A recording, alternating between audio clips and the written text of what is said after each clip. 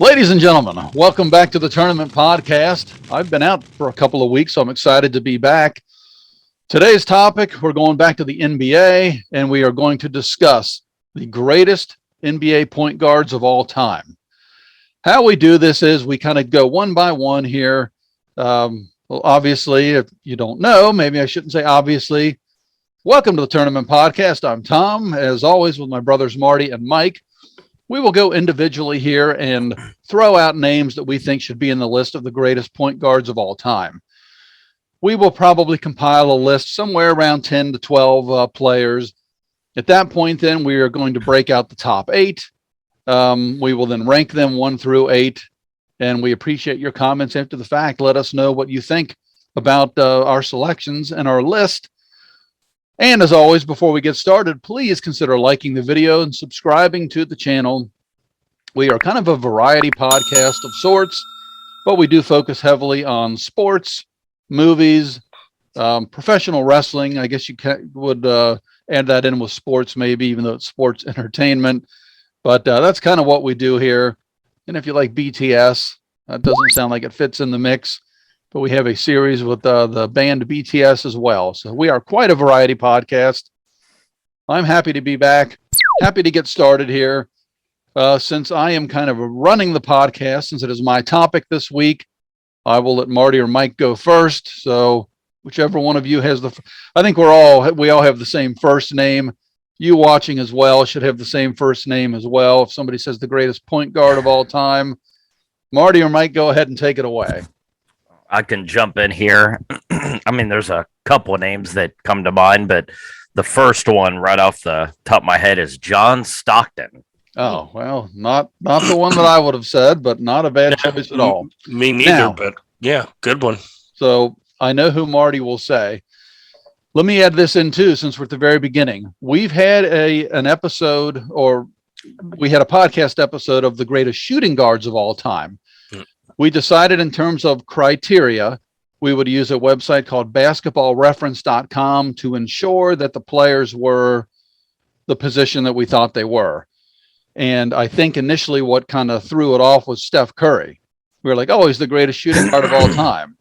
Steph Curry isn't a shooting guard. He is a pure point guard only, at least according to Basketball Reference. Yeah. So he will be on this list. Let's not kid anybody, but will we? That is what we will be using, basketballreference.com. But with our first selection here, we have John Stockton. I'm going to put Stockton into Basketball Reference and make sure they consider him a point guard. Oh, gosh, he is. And they do. Yeah, he's about as pure as it gets. Yeah. But yeah, certainly averaged 13 points a game and 10 and a half assists a game for his career. Shot over 50% from 2-point and from 3-point range, 82.6 free throws. I mean, wow. What a player. One of the greatest childhood memories that I have, the Dream Team. Obviously a big part of that. That was so special. But yeah, John Stockton has to be mentioned. Will he make our final 8? Stay tuned. But yeah, certainly has to be mentioned. A fantastic choice.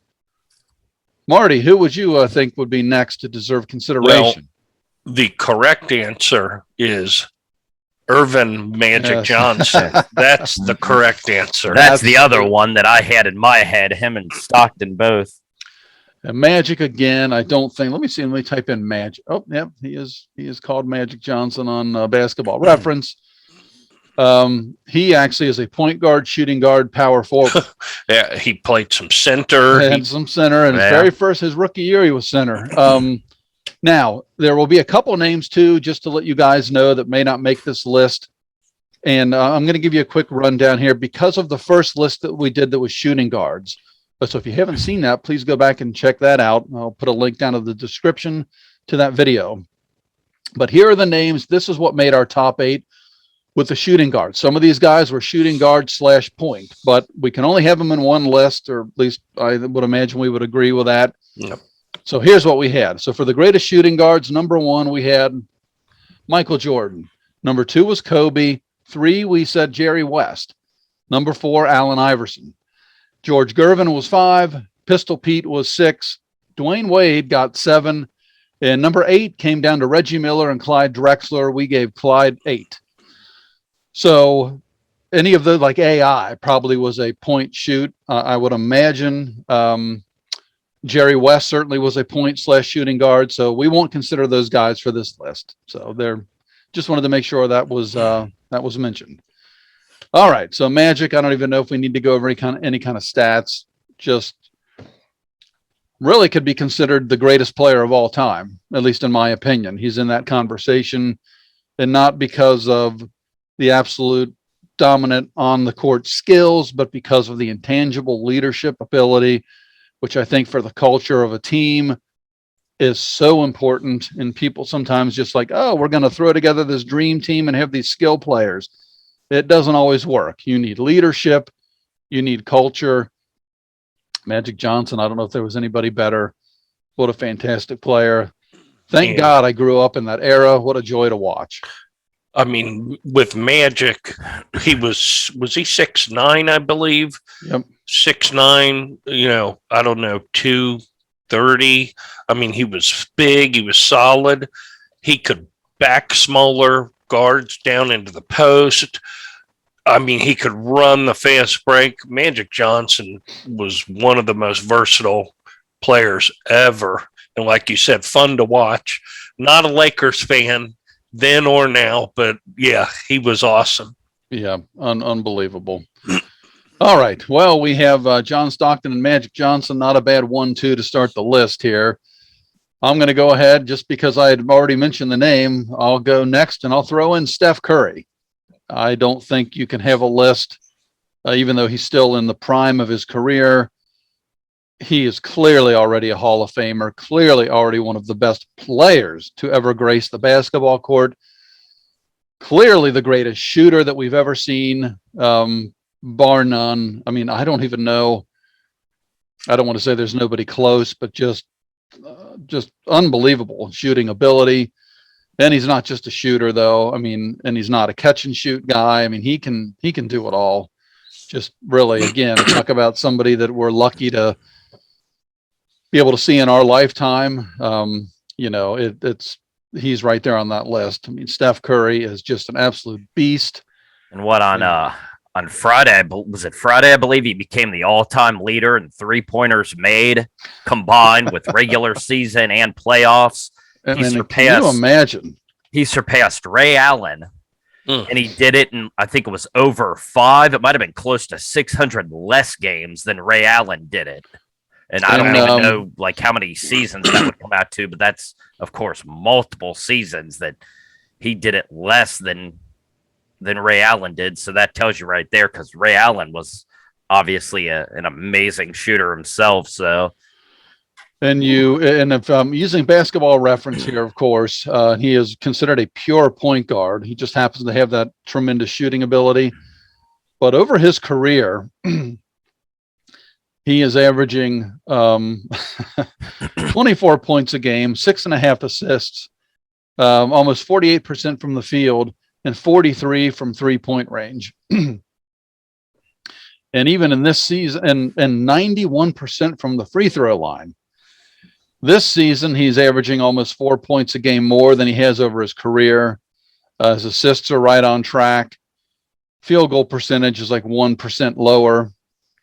And his 3-point percentage is like 3% percentage points lower. It's only 12 games into the season as we're recording this, and his free throws on the year are 95%. But I mean, what an all-around player. He is currently 33 years old. So, usually the big guys, at least really the center position, is kind of a position that is going by the wayside, at least what we grew up with in terms of a traditional center. But at 33 years old, I mean, Steph certainly has, and he's been able to, he had a lot of injuries early on in his career. I guess he was injured in 2019, 2020 season, but it's all about staying healthy. I would think he's probably got, a good 3 to 5 years left in him. So how far will that 3-point shooting record be extended? My God, you don't want to say nobody will ever break it, but I think they said the next closest active player they said is James Harden. And I forget how many. James is well behind him. And obviously they're they're basically the same age. Because you said Steph is 33. I think they said Harden is 32. So you figure they're more or less the same age, and Steph already has a big lead on him as is. So he's just going to extend that lead. So yeah, there's no way that Harden's going to ever catch up. And I don't know who's next after that, but yeah, well, I think Clay was close, and then he's been out for like the last 8 seasons, it seems. So I don't know if you guys want this podcast to go into deep discussion or if we're just doing the reverse tournament. I was just going to throw out, I'll keep this extremely brief. It's harder for me with some of these newer players, if I'm just being upfront.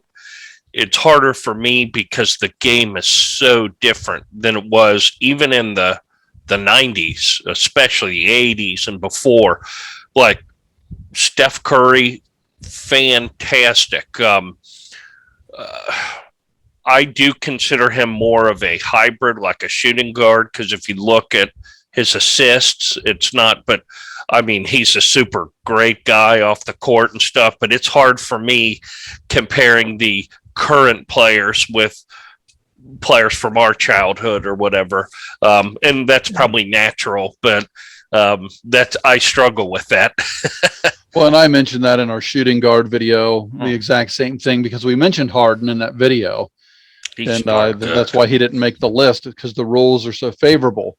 Now, I will mention, so I've been told, and I do not watch the NBA anymore because it just, to build on what Marty said, to me, it's not basketball anymore. They've apparently made rule changes that have affected players. You're allowed now, I assume, more contact, and so guys aren't going to the line as much, et cetera, et cetera. So we'll see where that goes. I think that probably was Adam Silver, seeing the decline in the ratings and the love of the game because of the silly rules. And I've always said, no offense to the guys. I mean, the guys are as good as they've ever been. It's just they're dropped into this league that is just poorly officiated and run. And hopefully they're making some changes. But I agree with Marty 100% on what he said. Steph Curry, I would have to, I don't really care. He could be back when it was Magic and Larry. He would have been doing the same thing because he's shooting off screens. His release time is like 0.00008 of a second. I mean, you can't stop him. And if you do come out or you go over the screen or you double him, he's just going to take it to the hole. Obviously, that's why having Clay is great. You double him, doop, as long as Clay's man is doubling off, which sounds silly, but kick it to Clay and then he's going to make it. So anyway, I don't want to spend too much time on one guy. We currently have John Stockton, Magic Johnson, and Steph Curry. Mike, who would you pick next? We also now have the Big O, Oscar Robertson. Absolutely. Nice. Underrated, if that even can make sense, but I'm going to say underrated because of the time. People forget how good Oscar Robertson was. The triple-double machine, averaged a triple-double for a season. Well, so has somebody else here recently named Russell Westbrook. But he ain't doing it in the same sort of era as Oscar Robertson. So, yeah, Oscar Robertson, again, with Magic Johnson, maybe the greatest player to ever play. I mean, I think it's a short list. People say Kareem, but when I think the greatest player, and they had like the 100-year anniversary or whatever, and like Shaquille O'Neal was one of the 100 greatest players of all time. And I was disappointed with that because to me, a basketball player is an all-around player. If you're saying, the 100 most dominant players of all time, yeah, then you'd probably have Wilt and Shaq, or maybe it'd be Shaq and Wilt. But players, and not to rip on Shaq, because again, as Marty said, I think Shaq is somebody you'd like to meet. Seems like a fantastic guy, good person, great with the community. I mean, you'd want him to be your neighbor. I'd love to be his neighbor because I'd be rich. Yeah. But the reason I'm saying that is in terms of the basketball player and my definition. Shaq couldn't dribble. He couldn't shoot. He couldn't shoot free throws.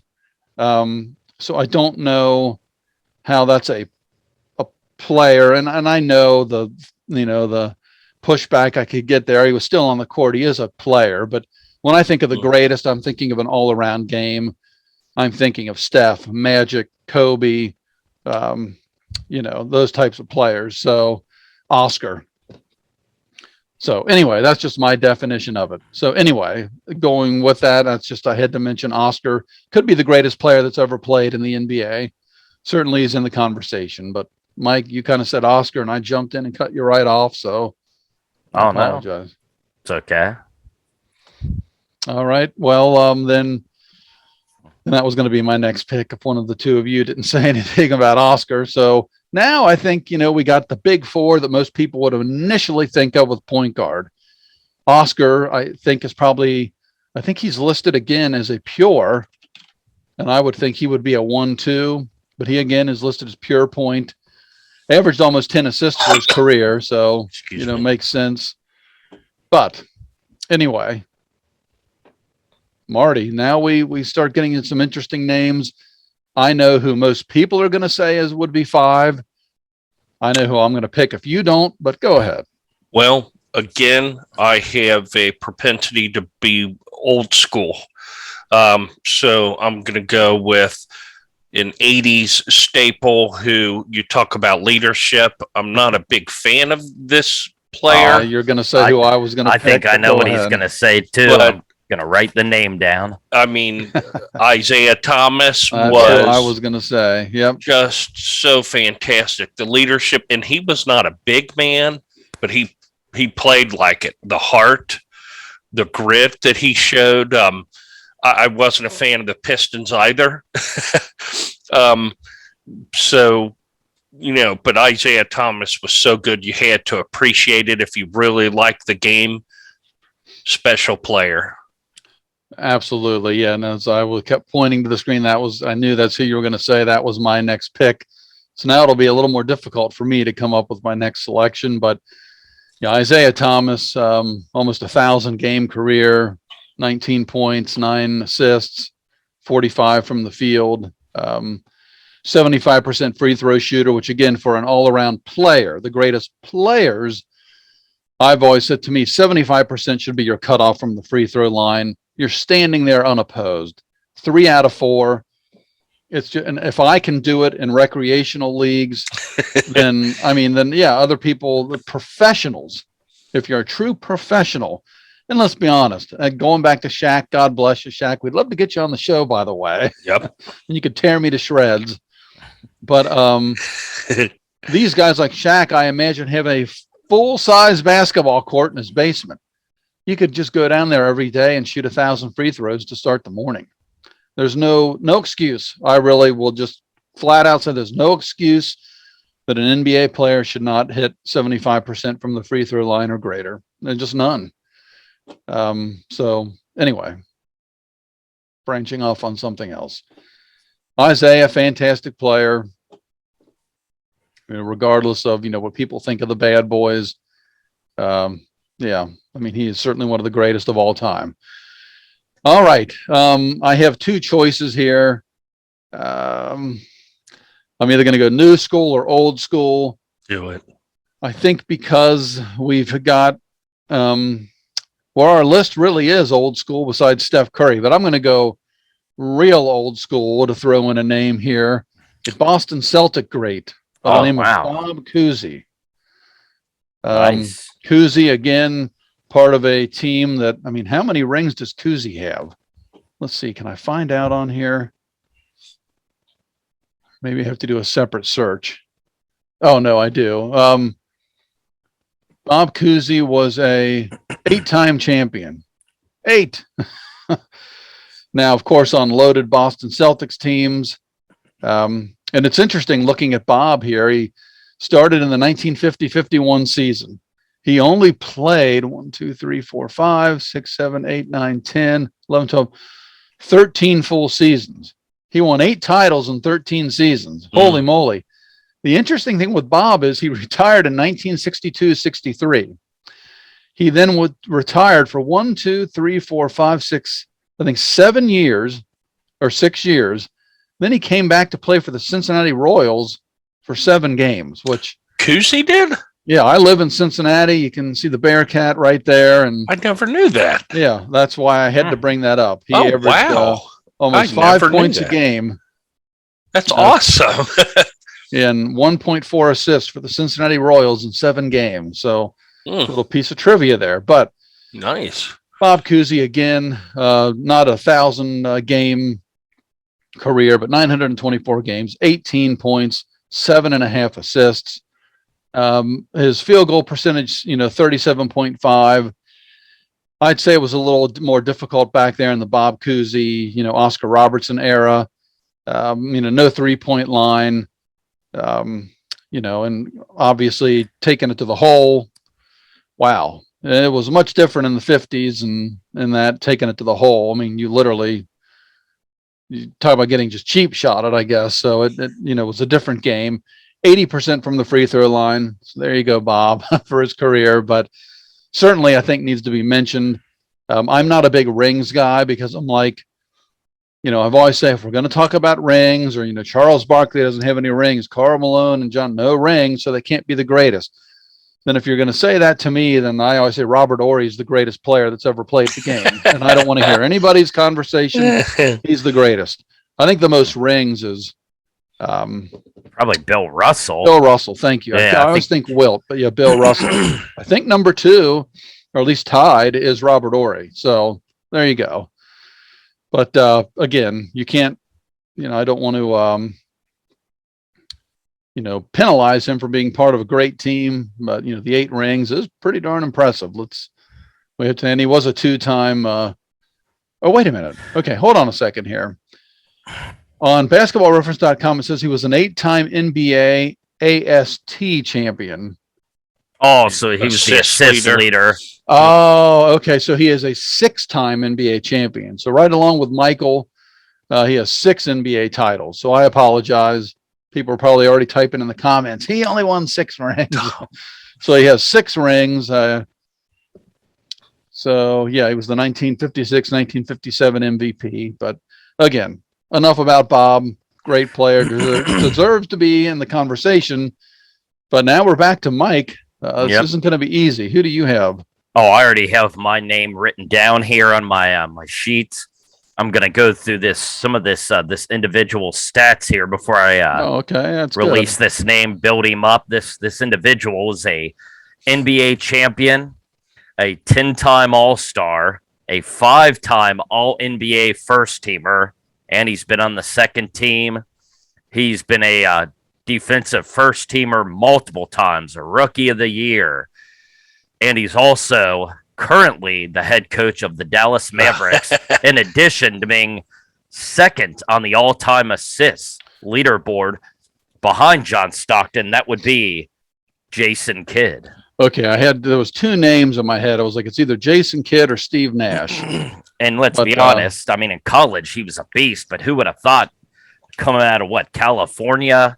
Yep. Looking at Jason Kidd, nobody would have probably thought then, like, this guy's going to end up being one of the, 10, maybe 5 best point guards in NBA history. Well, no offense to him, but I have to say, he was an absolute sensation in college. So you had a feeling he was going to be great. It just, you didn't know how great. Yeah. For the fans and a triple double machine. He tore us for up. People around my age. And another little thing people may not realize. So we like to throw out tidbits here. Jason Kidd's California teams were pretty darn good. Obviously, when they got Jason, they blew up. But Tony Gonzalez, Atlanta Falcons Hall of Fame player, was the power forward with Jason Kidd on those California teams. But people remember, if by chance you're watching this, you're from Cincinnati, you happen to be at the game. Bob Huggins was the coach. Jason Kidd and Tony came into the Shoemaker Center. And the reason I'm even bringing that up is there was a lot of terrible calls. The crowd was going crazy. I obviously was there live. I was a season ticket holder. And it was one of the few times I remember, maybe ever in Shoemaker Center history, where people were throwing bottles and all sorts of stuff out on the court at the referees. So they were trying to leave the court at halftime. They were getting pelted with all kind of stuff. It was a bad officiating. You don't need bad officiating when you got Jason Kidd. Your hands are already full. But yeah, that was a difficult game. So if anybody was there and remembers that, comment below. That'd be cool to hear from you. But yeah, Jason Kidd, 1,391 game career, pretty impressive. Only averaged 12.6 points. And really, I mean, assists, you would have thought more. He averaged 8.7 assists. Shooting, literally 40.0 for his career. 3-pointers, he almost was 35% a game, which is really good. He came out of college not even being able to shoot a 2. I mean, his form, and that was hideous. And you can look, if you look at his career, that he definitely worked on his shooting, which a professional should do. Free throw percentage, that's critical. 78.5 for his career. So anyway, beautiful selection. Again, certainly without question, deserves to be in the conversation. So just to let you guys know here before we go to Marty, our list currently has John Stockton, Magic Johnson, Steph Curry, Oscar Robertson, Isaiah Thomas, Bob Cousy, and Jason Kidd. That's already 7. We're not going to stop at 8. We like to get some buffer in there, and then we'll start breaking down our list 1 through 8. And why do we stop at 8? Why don't we do a top 10? We're the tournament podcast. So tournament formats are easily run in 4, 8, 16, 32. So that's kind of why we stop at 8. So, Marty, what are you thinking? Well, I mean, this isn't fun because I'm not going deep into the bag, but you guys just talked about him. You have to go with Steve Nash. Steve Nash is a 2-time MVP, one of the best pure point guards of all time.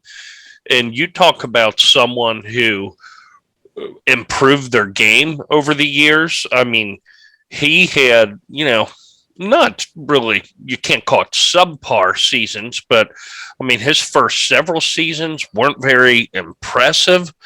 But when he started getting more playing time and, went over to Phoenix, he was just the player that we know today. But boy, oh boy, Steve Nash, what a pure point guard. And it looks like he is 4th all-time in assists. So with a career average of 8.5, 14.3 points, 8.5 assists, and 3 rebounds a game. So a heck of a career himself, obviously. And what I appreciate is he, pretty small in stature, but he used his quickness to his ability, and his instincts were incredible. And yeah, I know Tom likes the free throw shooters. He was a spot on free throw shooter, a pure shooter, really. Yes, his career average from the line was just over 90%. So, and I've always been more of a college basketball fan, and Steve Nash played for Santa Clara. And he was one of those guys that, again, being with a small West Coast school, didn't really get the publicity. I mean, you heard him mentioned here and there on like an ESPN highlight or something, but it was that NCAA tournament. I don't know if it was his senior year, if he stayed till he was a senior, but whatever his final year was, it was that NCAA tournament. And I forget the run that Santa Clara had. They may have just won a couple of games. Somebody can correct me in the comments. I'm going by pure memory of whatever that was, 30 plus years ago at this point. But I know he had a breakout tournament, kind of like Steph Curry with Davidson. Man, he just blew up. And then obviously propelled himself in the higher draft pick, and the rest is history. So, yeah, certainly one of the absolute GOATs. All right. I had 2 players here. Again, I'm juggling between old and new. And I'm going to go ahead with the ultra old school again. What the heck? Because these guys need to be remembered. They need to be discussed. And they may not make the top 8, but and for, I think, where did he play his? Okay. So overwhelmingly played his career with this singular team, at least in his prime that he did. So we'll make the New York Knicks fans happy. and I know they are a rabid fan base, and they deserve a lot better than they've been getting the last, well, A long 20 time. or 30 years. 20 Yeah, plus long years. But I am going to bring up Mr. Walt Frazier. Started his career in 1967-68 season, played 825 games, averaged almost 19 a game, 6 assists, 49% from the field, 78.6 from the free throw line. Again, by all accounts with Walt, at least what I know, and, not like I know a whole lot about Walt Frazier, but a great leader, good human being, skill set to back it up. Did Walt win a title? 7-time All-Star. Yeah. Oh, 2. He won 2 titles. So, yeah, I mean, just phenomenal player. Made the all-rookie team, so out of the gate, he was a stud. So, yeah, what else can you say about Walt Frazier? I know what else you can say about the sideburns. Were incredible. Were they pork chops? I believe they were. And man, when we were kids, at least me and Marty, what was it? A beer commercial? Walt was always in with somebody. Was he in? I'm trying to think. He was in some more. He was in some more recent commercials for. Oh, I forget what the product was. It was with Keith Hernandez, though. When they would say, "That's true," that might be what I'm thinking. Is trash. Your beard is weird. Oh, I remember that. Yeah. I forget what if it was for not Rogaine, because wasn't it just for men or just for men? Okay, yeah, I know it was something like that. Which, thank God, I don't have to use ever. Hi, I'm Keith Hernandez. And I'm Walt Frazier. What a marvelous night for the action. Let's go to the play-by-play. Oh, there's Mr. Graybeard approaching Miss Hottie. Oh, no. Rejected. Nope. I got an old school 1975 commercial. Walt Frazier. It's looks like a Pepsi Cola. Oh! I didn't know if it was a liquor or some old school NBA player. I wouldn't remember that one, so I must be thinking of the Keith Hernandez one. That immediately came to mind as soon as you said that. But not to show my age, but in 1975, I was 4 years old, so I wouldn't remember the Walt Frazier commercial from 1975. But how old? Wow. Yeah, let's not bring that up again. All right, fantastic. So, Walt Frazier, he's going to make the initial list here. Great. So pick. now we go back to Mike. Yep. Who would you have next? I've only got one more name, so the person I'm going with is a new school guy, actually still active. And again, just to build a little suspense here, this gentleman, was my name, but go ahead. Possibly. This guy is a 10-time All-Star, or I'm sorry, he's a 10-time All-NBA selection and an 11-time All-Star. He's been on 7 defensive first teams. I love it. I believe he's actually 4th all-time, it said, in steals. And he's actually 3rd in assists currently, and that would be Chris Paul. Oh, okay. Well, that is the player that I had my last player to. He's currently now 3rd. I find another name. 3rd all-time in assists, and 4th in steals.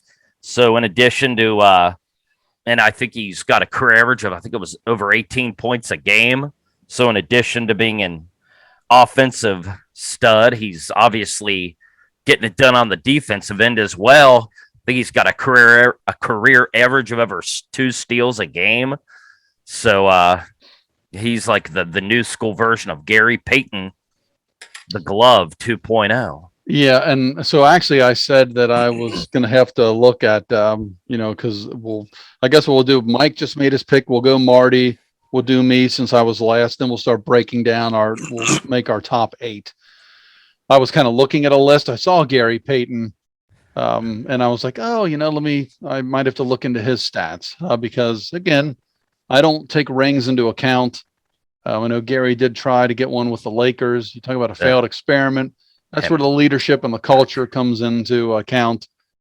And that and age, that didn't work out. But Chris Paul just keeps getting it done. And literally no matter where he goes, they start winning. He's not a LeBron type that is going to carry a team on his back, But in terms of just fitting right in anywhere that he goes and immediately making them better, that's Chris Paul. I mean, for sure.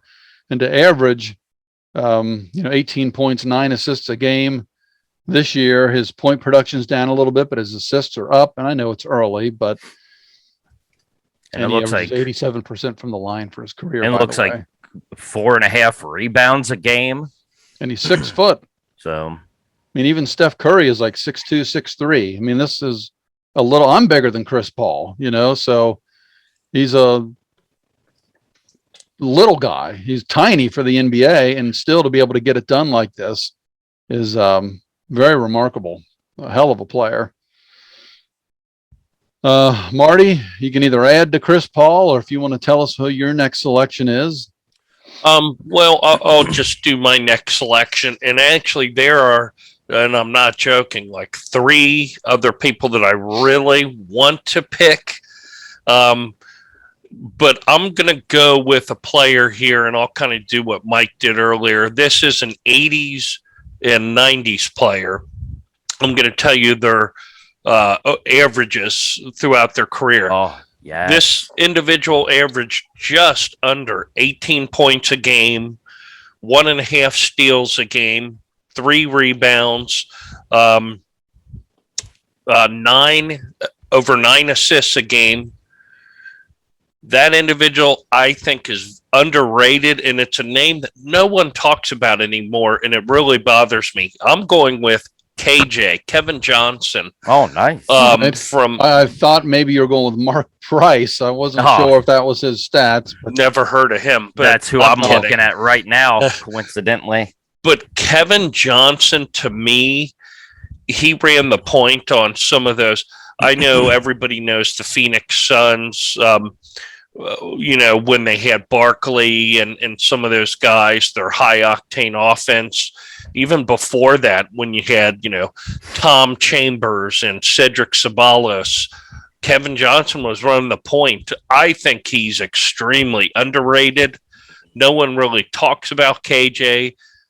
I grew up watching him, so fantastic player. I had to put him on there.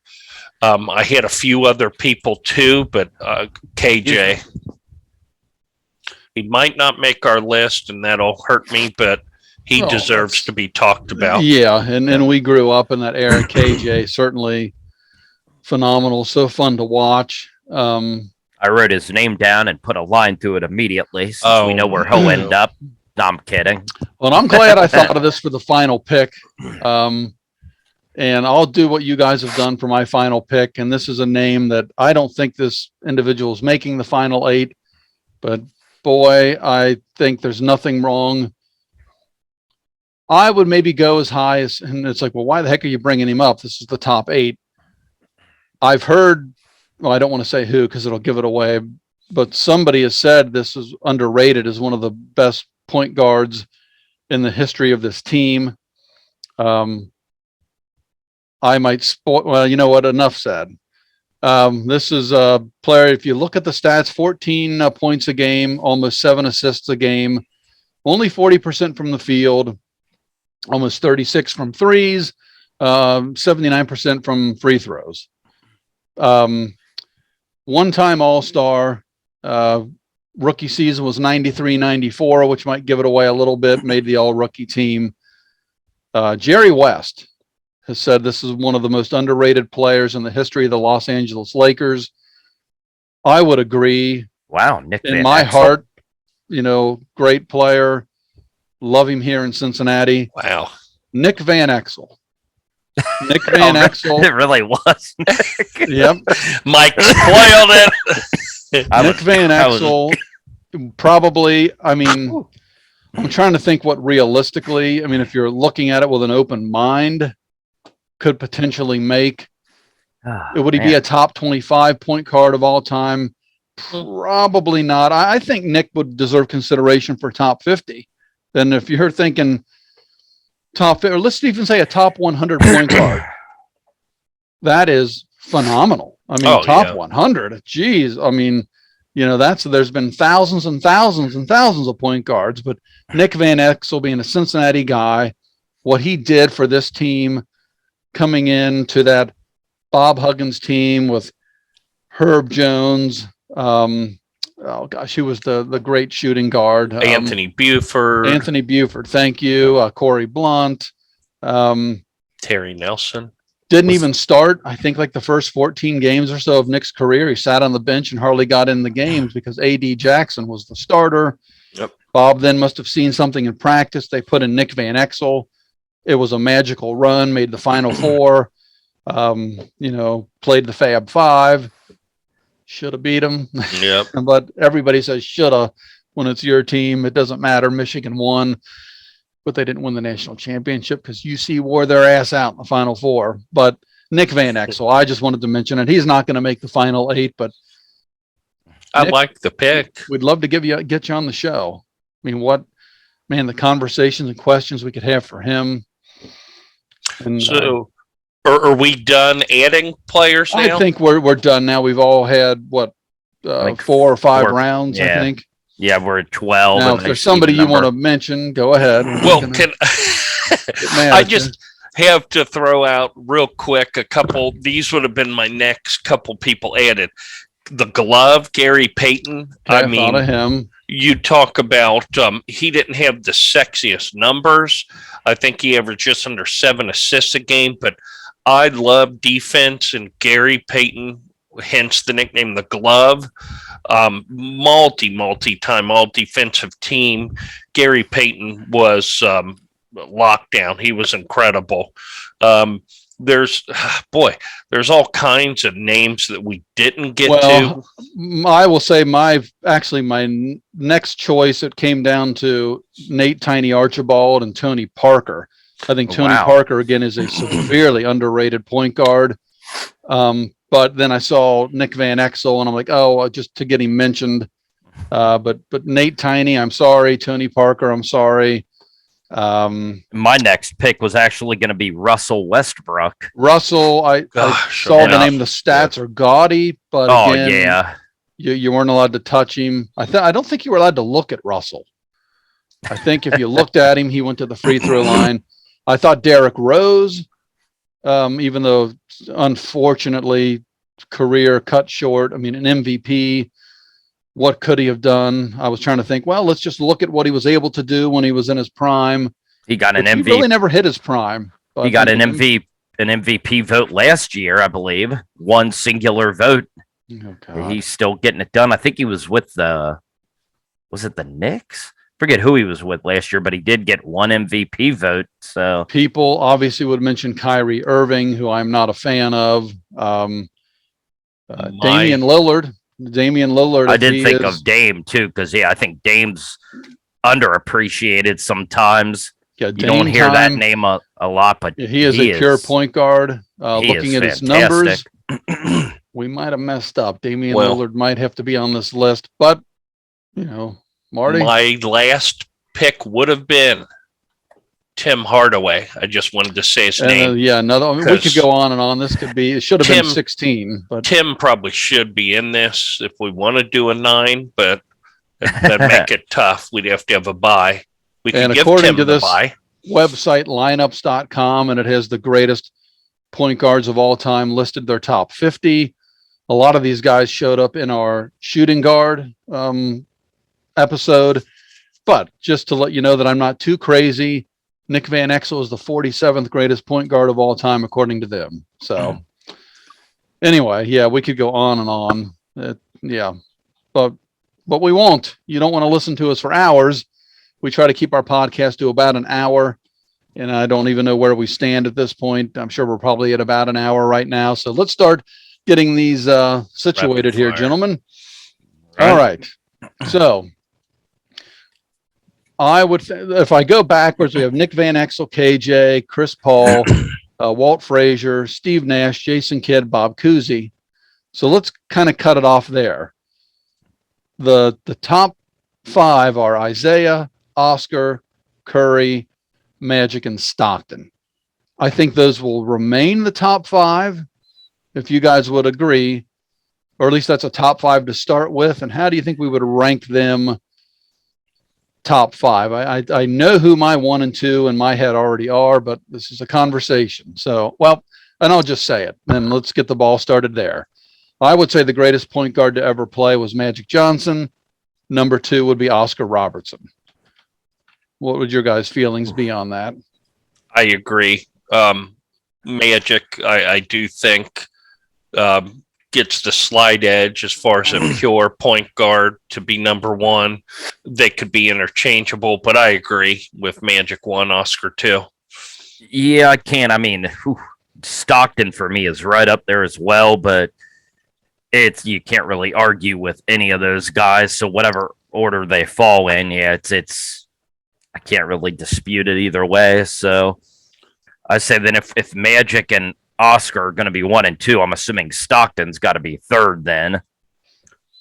Well, you're getting into tough. I mean, you got Stockton and Isaiah who were in the same era, and they were probably 1 and 2. But keep in mind, Stockton is still the all-time leader in career assists. That's got to count for something there as well. Steph Curry is a different kind of point guard, and he's so dominant and so good. So we got a decision here. You had Steph Curry, John Stockton, and Isaiah. They can be 3 A, B, and C, but for what we do here, we want to. I struggle with Steph Curry being called a point guard, and I know that's the position, but I mean he doesn't even average 5 assists a game. So to me, if we're talking about pure point guard, he averaged more than that. Not total player, but or maybe I'm sorry, he averages 6.5. Yeah, for his I'm career. sorry. I did go light on that, but because he's a new player, he can't be as good. True. I'm glad you said it. I mean, if you're talking about pure point guard, Stockton and Isaiah to me would both edge out Curry. I'm not talking about the total package of shooting, even though Stockton was fantastic. Okay. I mean, and I can kind of see what you're saying there, where Steph is more of a shooter than a distributor. We left him off of our shooting guard list, which it would have been tough because, as I said, Magic, Michael was 1, Kobe was 2. Yeah. I guess Steph would have been 3 on that list. But in terms of that argument and the pure passing type of a point guard, he's still, averaging 6.5 assists isn't shabby. But then with all the other skills, the shooting, being able to stretch the defense like nobody has ever. Again, the greatest shooter in the history of the game. He just happens to be a point guard. But for now, then we can start off with Magic 1, Oscar 2, Stockton 3, Isaiah 4, Steph 5. We'll see where we go. I'm good with that. We'll see where we go. Okay, so remaining we have Bob Cousy, Jason Kidd, Steve Nash, Walt Frazier, Chris Paul, Kevin Johnson, and Nick Van Exel. I had to mention the name Nick Van Exel. I assume that we would agree he's not going to make the top 8, so I'll take Nick off. But again, Nick, wow, would that be a get? We would love to talk to you and get you on the podcast. Well, yeah. Things that I would love to ask you about the UC teams. I've got your rookie card here somewhere. I cleaned up in this room, but yeah, actually I've got your starting lineup, Nick. I think I got that courtesy of Marty. I believe so. And unfortunately it is no longer unopened. No. It's the plastic bubble was torn open because I believe it was my oldest son, when he was a kid, was, look at this. And he thought he was going to play with a toy. And I was like, no. But anyway, so no longer mint on card. Well, there was still wasn't open. Just half of the little bubble was pulled off, but I never re-glued it or anything. I just wanted to leave it. But anyway, Nick Van Exel, I just had to mention you. So who do we think out of our group here? Cousy, Kidd, Nash, Frazier, Paul, KJ would possibly come in at number 6. I'm looking at Jason Kidd personally. I was gonna say, I think I can group Cousy, Kidd, and Nash for that number 6 spot. Cousy, Kidd, and Nash. Oof. I was going to go with Cousy, but they're all very close. Jason Kidd, again, this would be hypocritical of me to say, well, look at his points a game. When I talked about Steph Curry saying, well, look at his assists a game. It would be. But, he doesn't have the overall statistical package of a Cousy or, even Nash. Okay. Well, then, Mike, would you be too upset if we said Bob Cousy was next? I mean, I an guess argument for. Yeah, you mean even though Jason Kidd's in the top 5 all time with assists, that's fine. We could knock passive aggressive. I love it. Well, again, for now, then let's just go with Cousy 6. We'll do Jason Kidd 7. Yeah, and then you're darn right we will. That is, I mean, again, we're talking the top 7 point guards of all time, and our list is definitive. Regardless of what you see online or anywhere else, this is where you come for the true top 8 greatest point guards of all time, ladies and gentlemen. Unbiased? I'm sure you would agree. I mean, look at us, how honest we look. Oh, yeah. We're well schooled in the NBA. Yep. Well, I haven't watched the NBA in about 20 years, but I know how good Steph Curry is. I watch highlights. Okay, so that leaves one spot. So for one spot, we have Steve Nash, Walt Frazier, Chris Paul, and KJ. I think along with Nick Van Exel, we can agree KJ is not going to make the 8. Oh, no. No, heavens. I mean, no. I love that he was mentioned, and again, phenomenal. And probably a lot of people wouldn't have discussed him in this sort of format.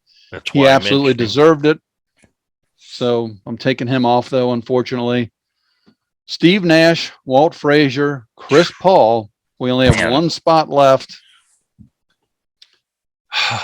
And again, I'm thinking, and again, because I'm kind of like I said, factoring in the all time, like the career assist. And because initially I was going to say Steve Nash, but actually I forgot Chris Paul is ahead of him, and Chris Paul is still active.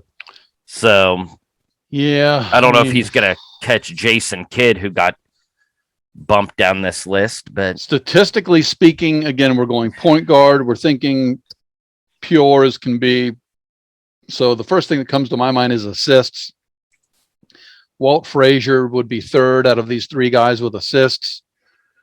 He is about the same points per game as Chris Paul. He is better in points than Steve Nash. So I'd say, I mean, again, just looking at assists, that we would eliminate Walt Frazier. Oh, no. Rejected. Yeah, I would agree. I hate to do that with the old school guys, but say he's in the top, like you were saying before, in our top 10. I mean, that's just absolutely amazing. I'm going to make a push to say Steve Nash has to make this last slot. And I can sum it up just by saying he's got 2 MVPs. How many of these greatest of all time don't have an MVP? I would say Steve Nash. That's where my heart's going. 2-time MVP. Yeah, I mean, I'm good with either one. I mean, yeah, they're right there, neck and neck. Again, looking at the list of all-time assist leaders, you got Stockton and the disrespected Jason Kidd, and then we've got Chris Paul right in front of Steve Nash. So, yeah, I mean, you can't argue either way. Yep. Yeah, I agree. I'd be fine either way, but to me, the MVPs have to mean something. Mike, if you were able to say the assist leader has to mean something, 2 MVPs has to mean something. Yeah, but I mean, it is impressive. Chris Paul is, I'm not a new school guy, but Chris Paul is sensational. No question. Yeah, and it's so difficult looking at the 2. I might lean more towards Chris. It's funny, though. You look, I again remember him well and good at Wake Forest. But, he grew up in Winston-Salem, North Carolina. And I know Wake Forest is in North Carolina, but when you have a player of that caliber, the first thing you think is, my God, how did North Carolina let him slip by? So I don't know what, maybe he had a parent that went to Wake Forest. Maybe he just didn't want to go to North Carolina, but yeah, Dean Smith and that I don't know. I'm getting sidetracked. However, so you two are both leaning towards Steve. I mean, it's either one. I mean, I'm doing a comparison here, and overall, I mean, Chris Paul is more prolific. Yeah, Chris averages more points, more assists. One less season so far, but he's already ahead of Nash in assists. He doesn't have the MVPs, but he's been on more first teams, All NBA. He's a 7-time defensive all first teamer. Nash didn't make any. Yeah, I mean, it's whew, Can I throw out something controversial? And I'm not being funny. I almost think Jason Kidd should be the last one out. Oh no! And have both Nash and Chris Paul. I'm just. I know it's Kidd. No, I mean I'm not disrespecting him at all. Wow! But I mean it's. Comment below if you think he's being disrespected. Let us know for the second all-time career assist leader. That was my controversial. Now here, I don't want to get into. I try to stay away from the Emmitt Smith type of conversation. Is that, Jason Kidd might be second all time in assists, just like Emmitt Smith is the most yards ever, but it was because they just played so damn long. I mean, Jason Kidd averaged, I'm going to round up, we'll say 13 and 9. Chris Paul is averaging 18 and 9, and Steve Nash is 14 and 9. So, yeah, 1,391 games. So he's more games, than Chris or Steve Nash. I mean, I don't know. I think that proved my point. God, I feel good. Is that going to happen? Are we agreeing? And Jason Kidd is the worst free throw shooter of the bunch. Oh, that means a lot. I'm okay with that, actually. No. Mike, what's your take? No. Unless Mike thinks maybe Cousy should be out. I don't think Steph Curry can't be out. So then it's Cousy, Kidd, Nash, and Paul. It'd be a shame to take Cousy out, but if that was our compromise to have Kidd, and I do think Chris Paul deserves to be in there, but to say Nash isn't in there, I think that's tough. I just have a hard time. I mean, I know Jason Kidd played, I think, I don't know how many seasons he played, but then again, John Stockton played into his 40s as well. So I'll go with this because the more I looked at it, I can't discern between Nash and Paul. Paul seems to be the better player. Nash does have the 2 MVPs, which, it is what it is, but I kind of like Chris Paul a little bit better. So then that's going to go up to Kidd and Cousy. So Mike, I'm going to let you decide. One of those guys is going to have to go. Because again, from there, you got Steph Curry, Isaiah Stockton. They're staying. So is Bob Cousy out of this list, or is Jason Kidd out of the list? Or can I throw this out? Oh, God. Mike, this is our podcast. We could have a tie, 2 people for the last spot, but I digress. Let's see. You make the tough, life-altering decision here for one of those greats. Yep. It'll never be on the podcast after this. I mean, assists per game, Jason Kidd had a higher average. He played, 5 more seasons. I mean, Bob Cousy was definitely the better offensive player. Jason Kidd was a far superior defensive player.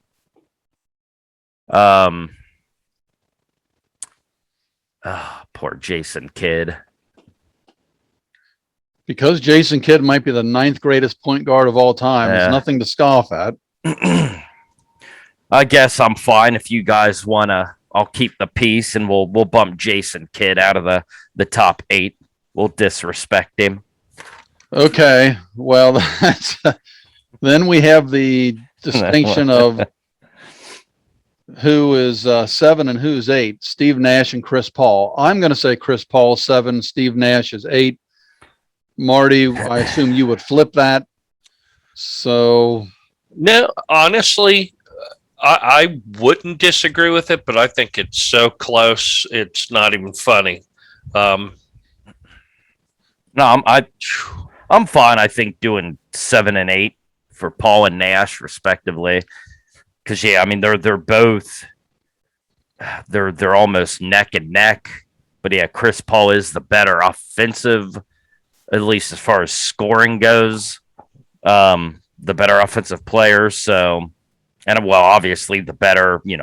He's higher up on the assist leaderboard, for what that's worth. Sorry, Jason.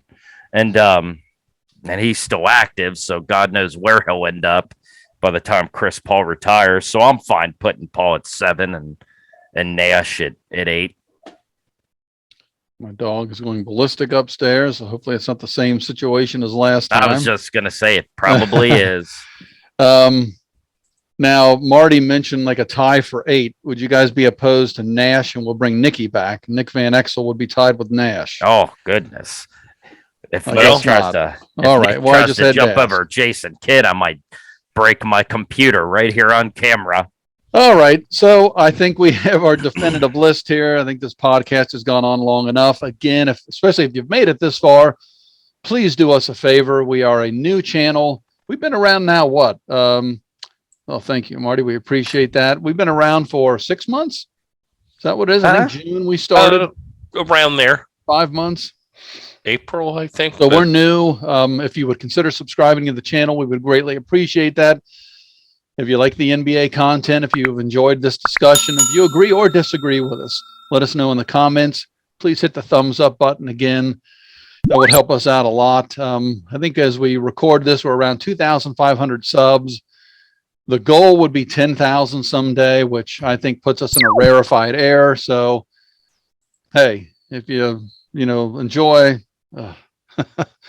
movies, sports, this sort of tournament format. This isn't our typical tournament format, but maybe we'll do something NBA-wise with a typical tournament format that we usually do, where we set a bracket, we randomly generate the matchups, and we kind of discuss through until we get a champion. So maybe we'll do that in the future. But to finalize things here, our list of point guards, we agreed that Magic Johnson is the greatest point guard in the history of the NBA, followed closely by Oscar Robertson, John Stockton, Isaiah Thomas, Steph Curry. Then our final 3 are Bob Cousy, Chris Paul, and Steve Nash. And we will agree that number 9 will be Jason Kidd. And I think 10 would be Nick Van Exel, ladies and gentlemen. Nice. Some old highlights. Nice. So anyway, thanks again for joining us, watching all the way through. We really appreciate that. Hope we've added some enjoyment here. Maybe we helped your day go by a little bit faster. Maybe you're infuriated right now at our list. Again, I keep saying it. Comment below and let us know. Do you agree with Mike? Do you agree with Marty? Do you agree with me? So thank you. Take care, everybody.